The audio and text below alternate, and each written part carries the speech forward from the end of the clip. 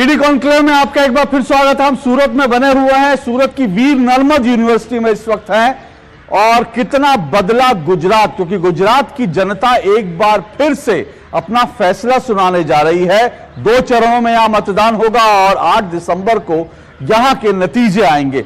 और गुजरात में जो राजनीति किस तरह से बदल रही है, गुजरात किस तरह से बदल रहा है, इस सब पर चर्चा करने के लिए इस पैनल में इस क्षण जो है हमारे साथ एक बहुत खास शख्सियत गुजरात की मौजूद है। गुजरात के बहुत एक ऐसे चेहरा जो युवा है लेकिन बड़े एनर्जी से, ऊर्जा से भरपूर है और बहुत छोटे वक्त में उन्होंने गुजरात की राजनीति नहीं बल्कि देश की राजनीति में भी अपना नाम कमाया। जोरदार तालियों से स्वागत कीजिए। हर्ष संघवी हमारे साथ हैं। गुजरात के हर्ष संघवी जी जो है गृह मंत्री हैं, युवा मामलों के मंत्री हैं और खेल मंत्री हैं और अक्सर सुर्खियों में रहते हैं। कभी इसलिए सुर्खियों में रहते हैं, कोरोना के काल में जब तमाम मुश्किलें थी तो लगातार ये जनता के बीच में थे और कोरोना काल में लोगों की मदद करना हो या फिर ये कहीं रास्ते से गुजर रहे हो, वहां कोई महिला जो है आत्महत्या करने जा रही थी, उसको बचाने के लिए सुर्खियों में आ जाते। इस तरह की तमाम खबरें जो हैं हर्ष संघवी उन तमाम खबरों से कहीं ना कहीं जो है सुर्खियों में बने रहते हैं। बहुत बहुत शुक्रिया हर्ष संघवी जी आपका हमसे बात करने के लिए। हर्ष जी, कैसा लग रहा है आपका चुनाव प्रचार? और जोरदार तरीके से आप लगे हुए हैं, लेकिन माहौल कुल मिलाकर क्या है इस बार? गुजरात पूरी तरह से बदला है। 2002 पहले मेरे यही गुजरात के कई ऐसे जिले हैं, पोरबंदर, राजकोट, अहमदाबाद, वडोदरा, सूरत, ये सभी शहर जिले खास तौर पे 2002 पहले ये जिलों के सीमाओं पे ऐसे बोर्ड मिलते थे कि यहां पे गुजरात के कानून समाप्त होते हैं और वो जिलों के जो गुंडे थे उनके नाम के साथ वहां पे उनका कानून चालू होता था। इस प्रकार के होर्डिंग मैंने तो नहीं, लेकिन मेरे बुजुर्गों ने जो बोला है उसके हिसाब से मैं आपको बता रहा हूं कि तब इस प्रकार के होर्डिंग्स लोगों ने कई जिलों में देखे थे। आज 2022 में गुजरात पूरी तरह से बदल चुका है। आज गुजरात देश का सर्वश्रेष्ठ राज्य है। गुजरात की सुरक्षा की अगर बात करें तो गुजरात में महिला सुरक्षा की बात हो या सभी तौर के सुरक्षा की बात हो, गुजरात ने देश भर में सभी राज्यों के सामने बहुत ही अच्छा प्रदर्शन पिछले 20 सालों में यहाँ पे किया है। ये यात्रा बड़े संघर्षों के साथ जुड़ी हुई है, साहसों के साथ जुड़ी है। ये यात्रा यहाँ पे भारतीय जनता पार्टी के हमारे नेता, देश के प्रधानमंत्री मोदी जी ने गुजरात के नागरिकों के साथ में मिलकर ये यात्रा की शुरुआत की थी। एक के बाद एक कड़े नियमों को लागू किया, कड़े निर्णय लिए और गुजरात में कानून व्यवस्था सुधार में आई। इसी प्रकार से गुजरात में चारों दिशा में विकास के काम बहुत ही अद्भुत प्रक्रिया से हुए। आज गुजरात, चाहे वो किसानों की बात हो, चाहे वो युवाओं की बात हो, महिला सुरक्षा की बात हो या रोजगारी की बात हो, सभी क्षेत्रों में गुजरात बहुत ही अच्छा प्रदर्शन कर रही है। और उसके कारण गुजरात की जनता और भारतीय जनता पार्टी, ये दोनों का रिश्ता दुनिया का नंबर 1 रिश्ता है। 27 साल से चल रहा है ये रिश्ता, ये साल भी अविरत रहेगा। 2022 से 27 भारतीय जनता पार्टी के सभी प्रत्याशी अपने क्षेत्र में वहां के नागरिकों के साथ लोगों की सेवा करने में आगे बढ़ेंगे। जब आपने आयु की बात करी और आपने कहा कि मैंने तो ये नहीं देखा, तो मुझे याद है कि यहाँ का, इसमें कोई तो राय नहीं, मैंने तो 2002 से पहले भी यहाँ की रिपोर्टिंग करी, बहुत कुछ देखा, लेकिन यहीं पर एक चुनौती बीजेपी के सामने आती है। जो यहाँ का यंग वोटर है, 18, 19, 20, 21, 22 साल का, वो वोटर है जिसने यहाँ पर जब से आंख खोली उसने बीजेपी ही देखी सत्ता में, कोई और देखा ही नहीं। उसको लगा ही नहीं कि यहाँ विपक्ष क्या नाम, उसे बीजेपी का ही शासन देखा है। और जिन चीजों की आप बात कर रहे हैं, चाहे आप बूथ लेकर यहाँ पे अलग अलग जगह पे पॉकेट्स में थे जिनका साम्राज्य होता था, जो बात आप लॉ एंड ऑर्डर की बात, दंगे, उन्होंने वो सब नहीं देखा। तो वो अपने आप को रिलेट करते हैं कि भाई ठीक है बीजेपी अच्छा कर रही है लेकिन अब बदलाव हमको देखना चाहिए। तो वो युवा वोटर आपको जोड़ना क्या चुनौती लगती है? गुजरात की धरती बिल्कुल अलग प्रकार की धरती है। युवाओं में जोश जरूर से होता है, लेकिन बुजुर्गों के आशीर्वाद भी हम उतने ही लेते हैं। ये गुजरात के एक एक बुजुर्गों ने थाम लिया है। भूतकाल क्या था, वर्तमान क्या है, और भविष्य किसके साथ सुरक्षित है। ये गुजरात के एक एक बुजुर्ग, गुजरात के हर एक गांव तक ये विषय को पहुंचा रहे हैं। और मैं आपको बता रहा हूँ, गुजरात के बुजुर्ग, मध्यम वर्गीय और युवक युवती सब साथ में मिलकर 2022 में एक ऐतिहासिक नतीजे की ओर आगे बढ़ रहे हैं। ये वक्त गुजरात में भारतीय जनता पार्टी और गुजरात की जनता की जोड़ी 2022 से 27 इसी प्रकार से आगे बढ़ेगी और युवाओं का सबसे बड़ा योगदान भारतीय जनता पार्टी की जीत में रहेगा। तो हर्ष भाई, आप लोग डेवलपमेंट की बात करते हैं, इसमें कोई दो राय नहीं। गुजरात बदला है, गुजरात बदल रहा है, उसको लेकर अलग अलग पैमाने हो सकते हैं, विपक्ष के अपने आंकड़े हो सकते हैं, आपके अपने आंकड़े हो सकते हैं। लेकिन एक बड़ी बात है कि अगर वास्तव में इतना विकास हुआ है तो सवाल यह है कि बार बार नरेंद्र मोदी जी को यहां पर क्यों आना पड़ता है गुजरात में जीत को सुनिश्चित करने के लिए। क्योंकि आपके कई विधायक जो है वो तो ये कहते हैं कि भाई मोदी जी के नाम पर वोट दे दीजिए, मोदी जी के लिए, जबकि विधानसभा का चुनाव प्रधानमंत्री का चुनाव नहीं है। लेकिन ये कहा जाता है कि आधे से ज्यादा विधायक आपके मोदी जी के नाम पर उनकी वैतरणी पार हो जाती है। मोदी जी हमारे नेता है, हम हमारे नेता का नाम नहीं लेंगे क्या? ये हमारे नेता है भाई। आप हमारी तो बात छोड़िए, आजकल तो कहीं पे भी कोई भी लोग जाते हैं वहां मोदी मोदी के नारे चलते हैं। आप भारत की धरती की बात कर, मैं गुजरात की धरती की बात कर रहा हूँ, भारत के हर कोने में मोदी मोदी के नारे लगते हैं। अब तो भारत का छोड़िए, लंदन और अमेरिका के चुनाव में भी मोदी मोदी के नारे लगते हैं। तो हम लोग भारतीय जनता पार्टी के कार्यकर्ता तो मोदी मोदी के नारे लगाएंगे ही। ये हमारे नेता है। गुजरात में उनका जन्मभूमि है, गुजरात उनकी कर्मभूमि है। गुजरात में उन्होंने सालों तक सामाजिक कार्यों से उनका जुड़ाव रहा है। तो स्वाभाविक बात है कि मोदी जी के नाम से हम कुछ 182, मैं अभी यहाँ पे अगर चालू करूँगा कि मजूरा का प्रत्याशी हर्ष संघवी, उधना का प्रत्याशी ये, वराछा के प्रत्याशी ये, तो 182 नाम बोलूंगा तो आप भी सो जाओगे। तो नाम तो एक ही होता है। हाँ। आज तो आप गुजरात में हो, देश भर में एक ही नाम चलता है, धीरे धीरे दुनिया में भी एक ही नाम चल रहा है, इसमें कोई नई बात नहीं है। अभी G20 का आपने वो देखा था दृश्य जी, वहां पे भी मोदी मोदी हो रहा था, इसमें कोई नई बात नहीं। ठीक है, ये सब चीजें हैं, इसमें कोई दो राय नहीं, मोदी जी का करिश्मा है। और मैं वही कह रहा हूं कि यही मोदी जी का करिश्मा बीजेपी की ताकत बन जाता है, चाहे गुजरात हो या कहीं हो। लेकिन एक बात और, कांग्रेस के नेता मधुसूदन मिस्त्री कहते हैं कि भाई औकात इस बार दिखा देंगे। देखिए, मेरे वो संस्कार नहीं है और मैं गुजरात की धरती पे मेरा जन्म हुआ है, यहाँ ही पला बला हूँ। मेरे पिताजी की उम्र के हैं मधुसूदन मिस्त्री, मैं उनको क्या जवाब दूँ। लेकिन मेरा ये मानना है कि कहीं ना कहीं मेरे जैसे युवान भी अपने संस्कारों के साथ आगे बढ़ता है। उनकी उम्र तो उनको देखनी चाहिए। इस प्रकार की भाषा उनके मुंह से अच्छी नहीं लगती। देश के प्रधानमंत्री हैं, देश के करोड़ों गरीबों के लिए मोदी जी ने कहीं ना कहीं एक आदर्श है। करोड़ों लोगों के सपने पूरे किए हैं मोदी जी ने। मोदी जी ये देश के प्रधानमंत्री हैं। आपको हो सकती है नफरत, क्योंकि कहीं ना कहीं राहुल गांधी के सपने, सोनिया गांधी जी के सपने, प्रियंका गांधी जी के सपने मोदी जी के आने से वो पूरे नहीं हो पा रहे हैं। ये देश को लूटना कहीं ना कहीं उनकी रोक लग गई है। तो वो सपने आपके जरूर से अधूरे रह चुके हैं, लेकिन वो सपने आपके टूट गए उसका मतलब ये नहीं है कि आप किसी को भी कुछ भी बोलो। ये देश के प्रधानमंत्री के लिए इस प्रकार की भाषा, ये मैंने कभी भी इस प्रकार की भाषा किसी के मुंह से सुनी नहीं है। ये कांग्रेस और आम आदमी पार्टी बौखला गई है। ये बार बार क्यों होता है? क्योंकि इसका खामियाजा भी कांग्रेस को भुगतना पड़ा है। ये स्पष्ट है, क्योंकि गुजरात में चुनाव से कुछ दिन पहले से ही आम आदमी पार्टी हो या कांग्रेस हो, उनको लोगों के बीच में जाने में मुश्किल पड़ रही है। अभी ये मुश्किलात में कहीं ना कहीं जो गुस्सा है, वो गुस्से में उनकी भाषा बदल जा रही है। ये सही में राजनीति में होने वाले सभी लोग, सामाजिक सेवा में जो लोग हैं, जो चुनाव लड़ते हैं, वो हारते जीतते, ये सब चलता रहता है। लेकिन इसका मतलब ये नहीं है कि आप किसी के भी जाति पे, कभी भी किसी भी व्यक्ति पे इस प्रकार के शब्द प्रयोग करो। लेकिन मेरा ये मानना है, ये धरती, गुजरात की धरती, ये संस्कारों की भूमि है। यहाँ पे इस प्रकार की भाषा कभी चुनावों में लोग एक्सेप्ट नहीं करते। उसका जवाब 8वीं दिसंबर को सभी लोगों को मिल जाएगा। गुजरात की जनता का एक व्यवहार रहा है, हम अगर किसी से पैसे लेते हैं तो ब्याज के साथ सही समय पे वापस लौटा लेते हैं।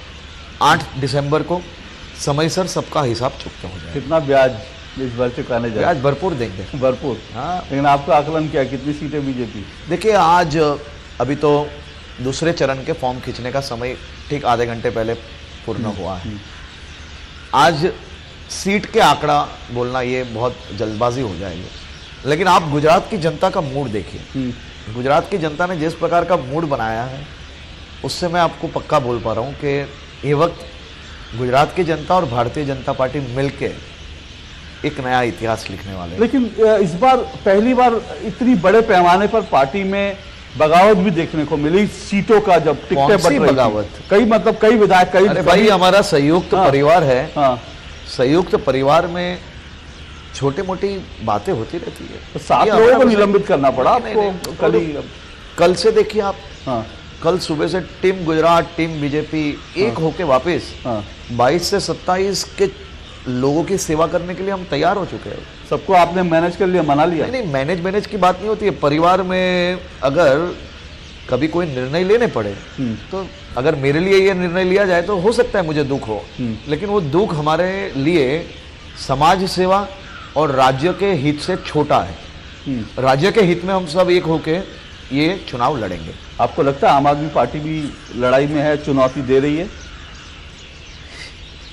आपको लग रहा है?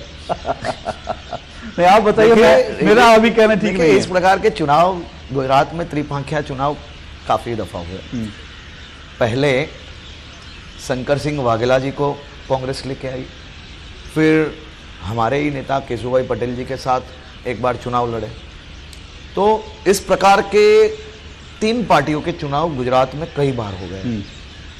और इसी प्रकार का पहले कुछ महीने पहले कांग्रेस द्वारा इसी प्रकार का प्रचार होता है, एकदम इंटेंसली प्रचार होता है।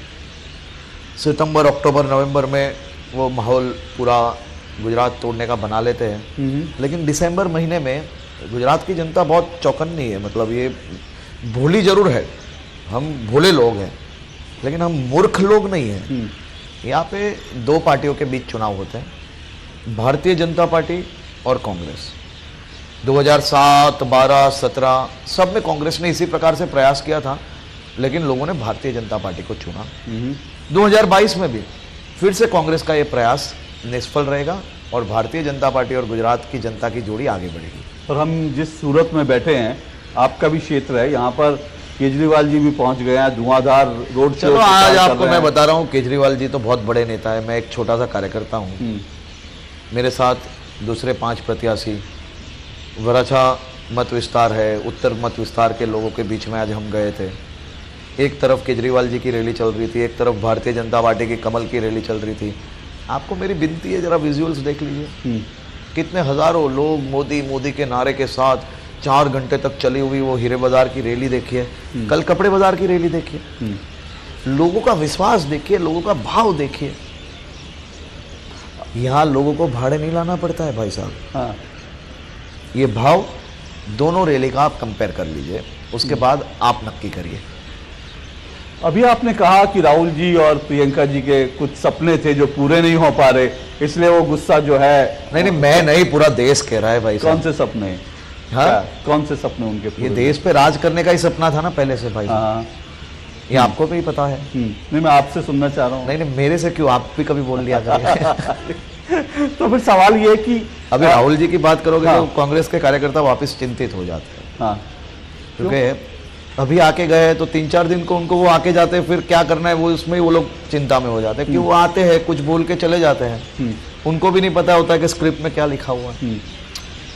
तकलीफ कार्यकर्ताओं को पड़ती है ना, चुनाव का टाइम है, बोल के चले जाएंगे। कल ट्रांसलेटर कोई भूल कर रहा था, या तो वो भूल कर रहे थे, लोग बेचारे वो मंच पे छोड़ के चले गए। कांग्रेस में सब लोग चले गए भाई साहब, 2-4 बचे मंच पे से, वो भी चले गए। पर कांग्रेस कहती है कि भाई, राहुल जी खास करके बार बार ये कहते हैं कि 2 गुजराती हैं, 2 आपकी पार्टी में और 2 वैसे उद्योगपति।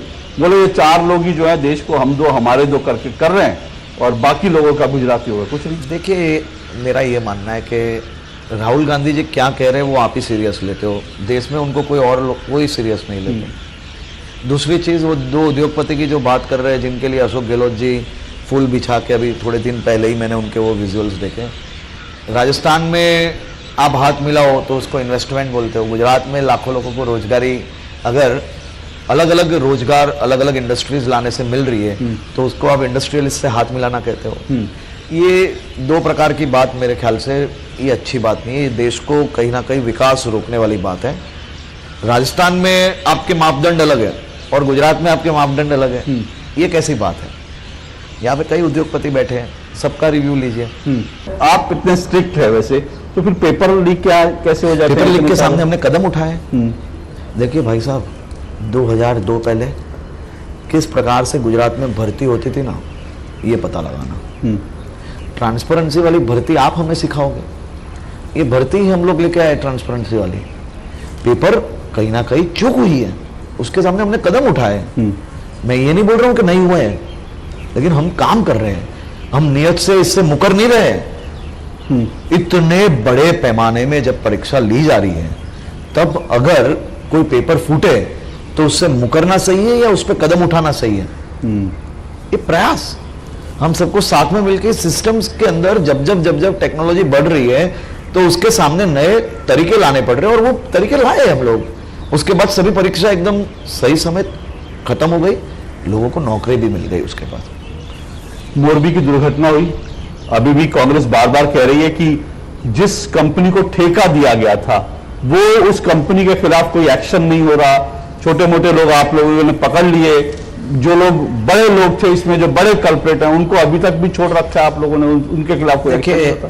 मोरबी की घटना को राजनीतिक मुद्दा बनाना, सही तौर पे आप आपके मन में आपके दिल को एक बार पूछ लेना, ये विषय राजनीतिक मुद्दे का है या नहीं।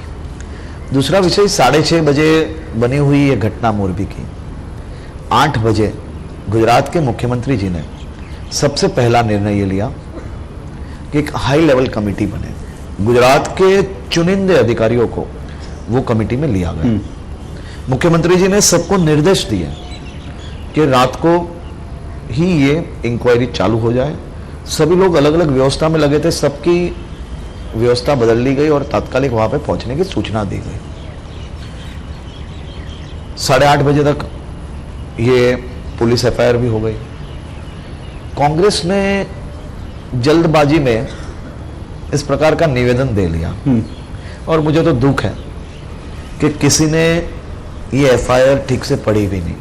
जो कंपनी और जो कंपनी के सभी जिम्मेदार लोग ये ब्रिज को पीपीपी मॉडल पे सरकार से लिया है, तो ये कंपनी के मालिक उसमें से कहां छूटे?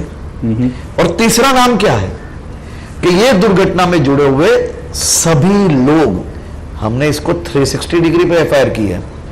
कांग्रेस और आम आदमी पार्टी मात्र एक नाम लिखने को बोल रही है, हमने एक नाम को छोड़ा नहीं है और सब नाम लिए है, इतना फर्क है। सब है, हाँ सब है और कोई नहीं बचेगा। ये जिम्मेदारी हमारी है, सालों से हमने जिम्मेदारी निभाई है और ये वक्त भी निभाएंगे। आपका परिवार तो जो है डायमंड इंडस्ट्री से जुड़ा रहा और आप अचानक से राजनीति में आ गए, तो ये कैसे हुआ कि भाई आप, अब लोग ज्यादातर चाहते हैं काम धंधा आगे बढ़े? मैं तो बहुत छोटा था तब से सामाजिक काम करता हूँ।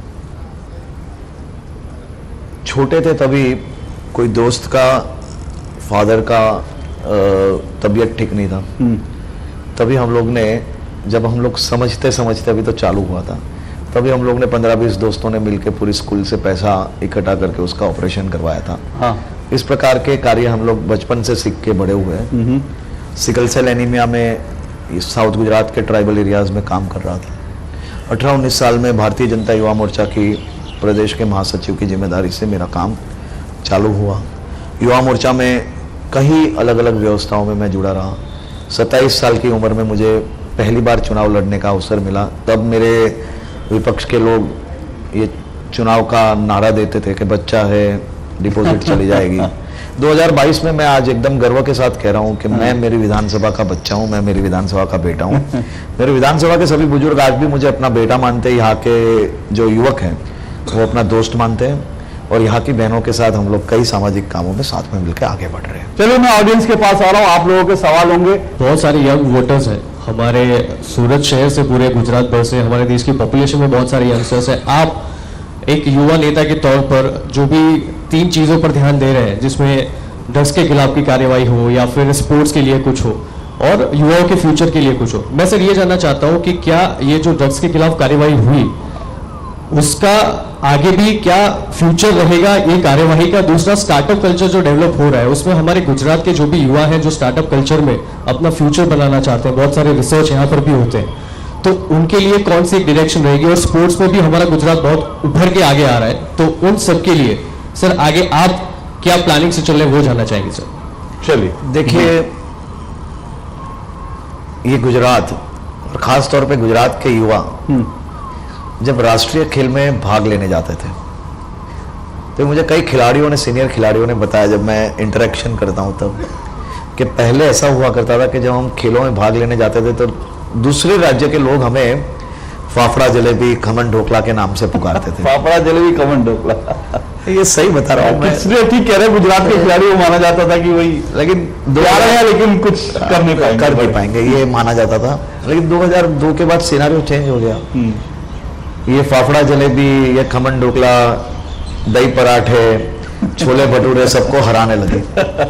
खेल महाकुंभ के नाम से प्रधानमंत्री जी ने गुजरात के 18,000 से ज़्यादा गांवों में एक बहुत ही बड़ा प्लेटफॉर्म दिया, जिससे गुजरात के सभी कोने से हमें अच्छे प्रतिभाशाली खिलाड़ी प्राप्त हुए। स्टार्टअप की बात की, स्टार्टअप में आज गुजरात देश भर में अव्वल नंबर पे है। स्टार्टअप में और भी कई स्टार्टअप के जो इंक्यूबेशन सेंटर्स है उस पे सरकार कामगिरी कर रही है, और मेरा ये मानना है कि स्टार्टअप ये देश के लिए, ये देश का एक नया भविष्य जो है वो स्टार्टअप के माध्यम से होने वाला है। ये बहुत ही महत्वपूर्ण प्रश्न है, इस पे हम लोग बहुत ही गंभीरतापूर्वक काम कर रहे हैं। चलिए, जोरदार तालियों के साथ बहुत बहुत शुक्रिया, अभिनंदन आपका, आप आए हर्ष सिंह जी और हमसे बात करी।